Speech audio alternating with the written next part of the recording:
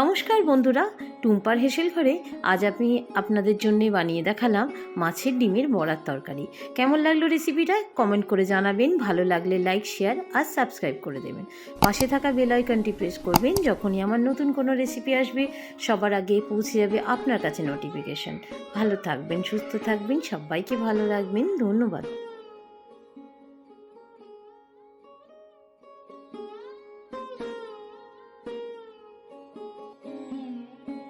নমস্কার বন্ধুরা, আজ আমি টুম্পার হেসেল ঘরে দেখাচ্ছি মাছের ডিমের বড়ার তরকারি। চলুন তাহলে মাছের ডিমের বড়ার তরকারিটা কিভাবে বানাচ্ছি দেখি। মাছের ডিমের মধ্যে আমি দিয়ে দিচ্ছি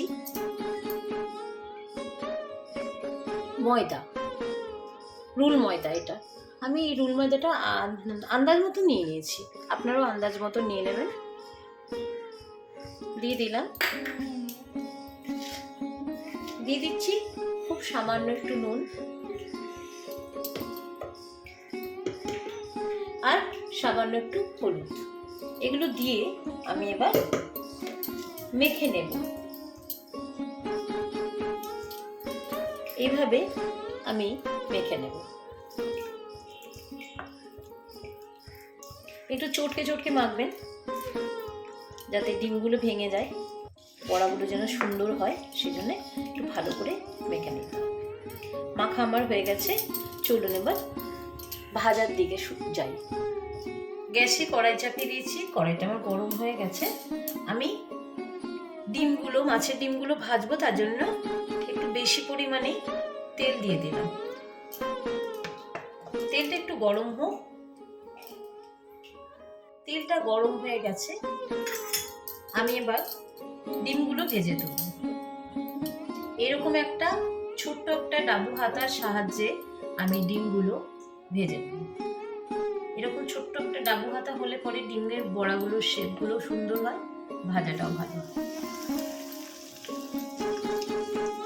এভাবে সমস্ত ডিমগুলো এক এক করে আমি দিয়ে ভেজে দেব। খুব কম আঁচে ভাজতে হবে, কারণ একটাই যে বেশি আঁচ দিলে পরে ডিমের উপরের অংশটা লাল লাল হয়ে যাবে, কিন্তু ভেতরে কাঁচা কাঁচা থাকবে। সেই জন্যে কম আঁচে কিছুক্ষণ ধরে ধরে এটা ভাজতে হবে। দিয়ে দিলাম এক ব্যাচ, আরেক পিঠ উল্টিয়ে দিচ্ছি। এক পিঠ হয়ে গেছে।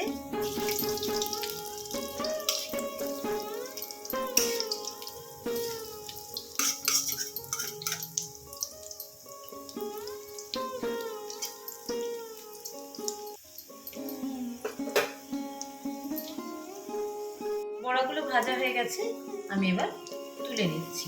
বাকি বড়াগুলো আমি এইভাবে ভেজে নিয়ে আসছি।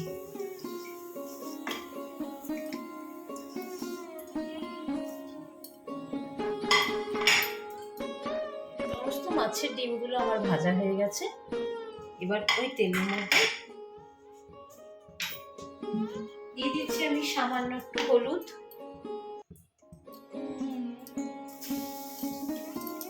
আর সামান্য একটু লবণ দিয়ে দিলাম, হলুদ দিয়ে দিলাম। একটু হলুদ আর লবণটা একটু মিক্স করে দিচ্ছি।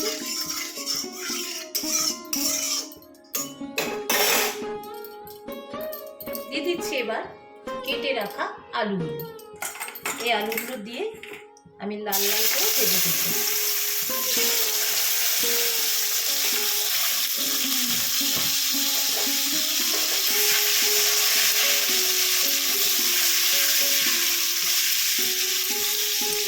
লাল লাল করে ভেজে নেব।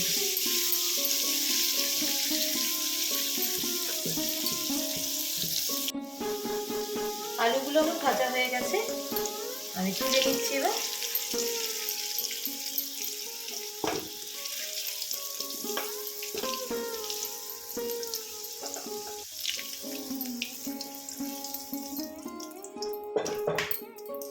ওই তো তেলের মধ্যে দিয়ে দিচ্ছি আমি গোটা জিরে, তেজপাতা আর শুকনো লঙ্কা দিয়ে দিলাম। দিয়ে একটু নাড়াচাড়া করে নেব, সুন্দর একটা গন্ধ বেরোলেই আমার হয়ে যাবে। এবার দিয়ে দিচ্ছি আমি কুচিয়ে রাখা পেঁয়াজ, দিয়ে দিলাম এটা কিছুক্ষণ ধরে পেঁয়াজটা আর ফোড়নটা নাড়াচাড়া করি।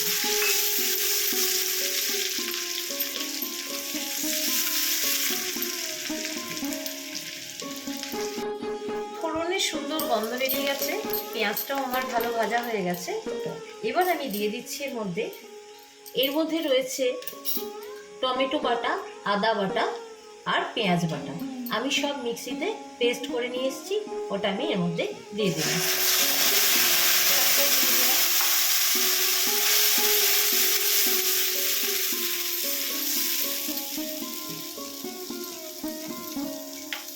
আমি এবার হলুদ দিয়ে দিচ্ছি,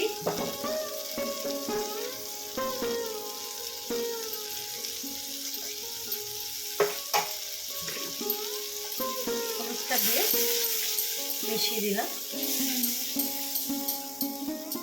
এবার বেশ কিছুক্ষণ ধরে আমি মশলাটা কষাবো। এবার আমি এর মধ্যে দিয়ে দিচ্ছি 1 টিস্পুন লঙ্কা গুঁড়ো, 1 টিস্পুন ধনে গুঁড়ো। ঝালটা আপনারা বুঝে দেবেন।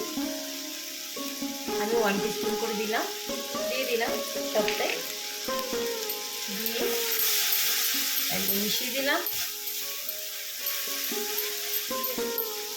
এবার আস্তে আস্তে কম আঁচে এটাকে কষাতে হবে।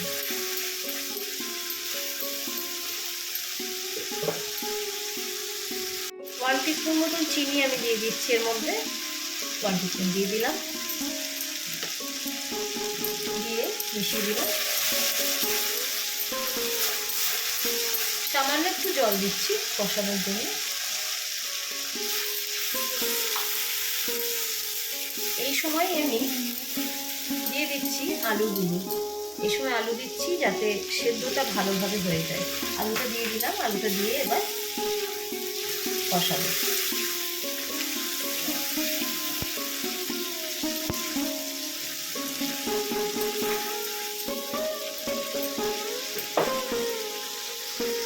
আমি দিয়ে দিচ্ছি এর মধ্যে 1/2 টিস্পুন মতো গরম মশলা গুঁড়ো দিয়ে দিলাম। এই মশলা কষানোর সময় গরম মশলা গুঁড়োটা দিয়ে দেবেন।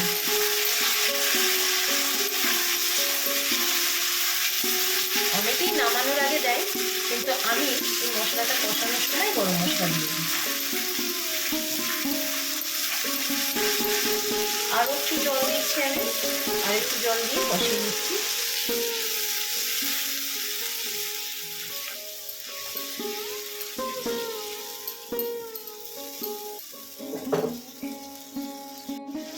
মশলা কষানো আমার অলমোস্ট হয়ে গেছে, মশলা থেকে তেল ছেড়ে বেরিয়ে এসেছে। এই সময় আমি দিয়ে দিচ্ছি আন্দাজ মতো লবণ, আন্দাজ মতো লবণ দিয়ে দিলাম। লবণটা দিয়ে দেখবেন মিশিয়ে দিলাম।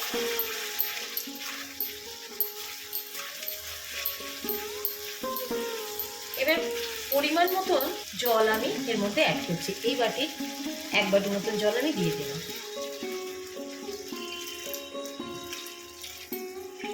জলটা দিয়ে আমি মিনিট 15 জন্য ঢাকা দিয়ে দেব।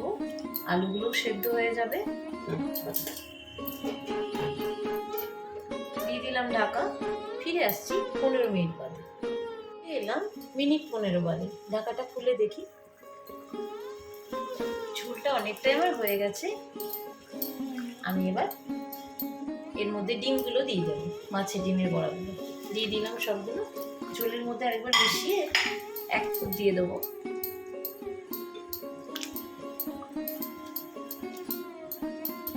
একটু ফুটে গেলেই আমি অফ করে দেবো।